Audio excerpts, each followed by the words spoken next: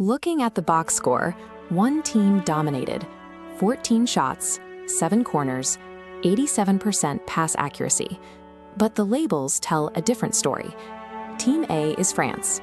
Team B is Spain. The result was a 2-0 victory for the team outplayed in every category. Usually, that level of offensive output translates to a win. Here, 90 minutes of sustained pressure from France resulted in 0 goals. This was the Spanish starting 11 that absorbed those 14 shots and successfully protected their lead to advance to the 2026 World Cup final. They relied on a concept known as empty volume.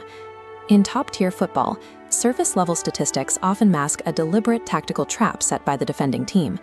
To understand how France lost while dominating, we have to look past the totals and analyze exactly where those 14 shots and 7 corners actually took place. This map tracks France's attempts. Only 4 of 14 shots were on target. Spain used a low block, staying compact near their goal.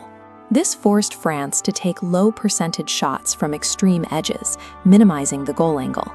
France brought an elite front line to Dallas, but found their stars neutralized by a defense that simply refused to be pulled out of position.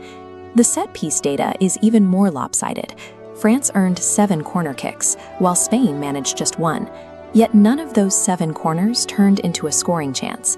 Spain's center backs consistently won the aerial duels, clearing the ball out of the 18-yard box before the French attackers could even get a touch.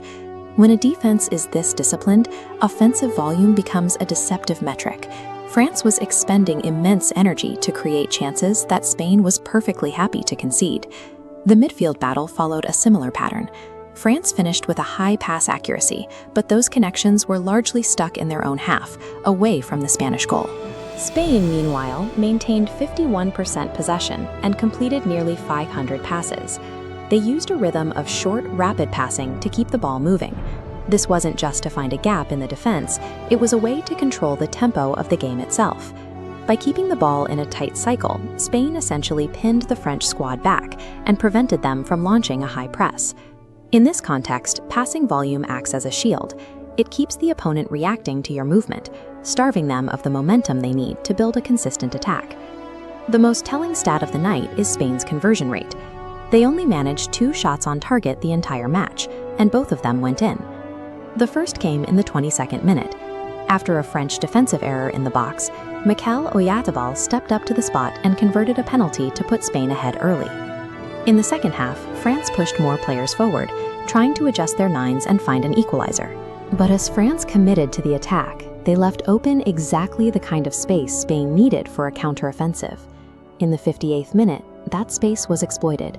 Defender Pedro Porro found the back of the net, doubling the lead and effectively ending the French comeback attempt.